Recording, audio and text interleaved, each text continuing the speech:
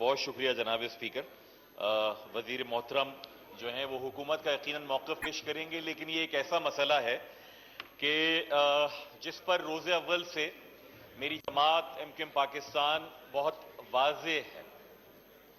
جناب اسپیکر، مردم شماری ایک ایسے ملک میں بہت ہی اہم ہے کہ جہاں قومی مالیاتی کمیشن کا ڈویزبل پول 80% سے بھی زیادہ اگر وہ آبادی کی بنیاد پر دیا جا رہا ہے، کہ جس ملک کے آئین میں آبادی کی بنیاد پر شہری سندھ کا الگ اور دیہی سندھ کا الگ کوٹا مختص ہے، اس لیے اس آبادی کو گنا جانا بہت ضروری ہے.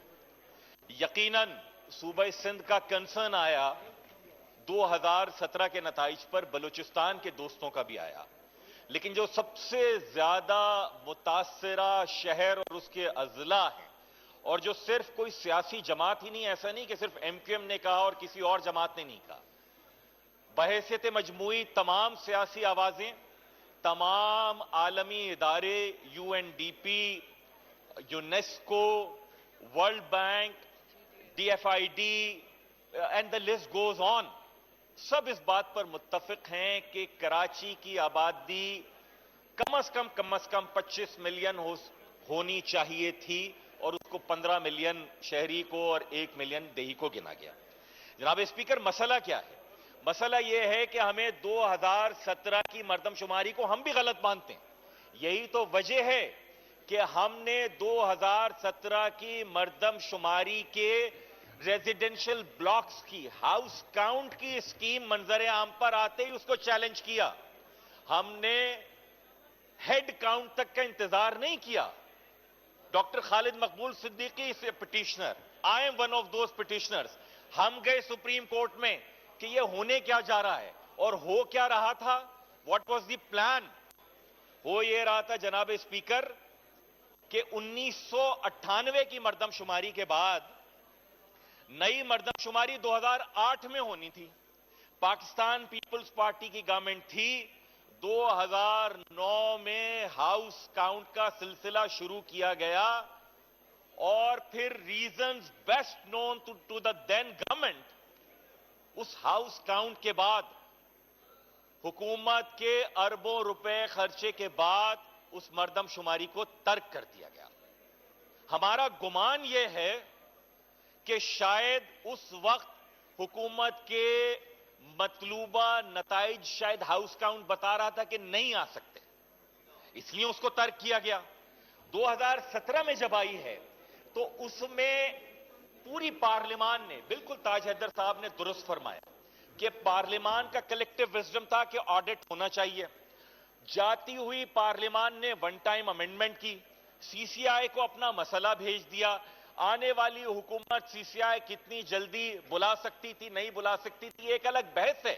لیکن ہمارے علم میں ہے کہ اگر 6 مہینے سال گزرنے کے بعد بھی کیا آڈٹ میں جو ویریشنز آتی تو کیا ہوتا؟ تو پھر کیا حل نکالیں؟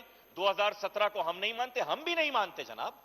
دیٹس وائی وی پشڈ کہ ایک نئی مردم شماری ہو. اور بہت شکریہ وزیر اعظم صاحب کا اور حکومت کا کہ آپ نے ایک جرت مندانہ قدم اٹھایا کہ جہاں 81 کے بعد 98 اور 98 کے بعد 2017 میں مردم شماری ہو رہی تھی،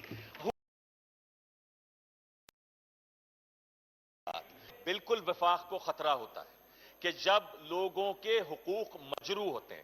وفاق کو خطرہ ہوتا ہے کہ جب آئین پاکستان پر منوان عمل نہیں ہوتا.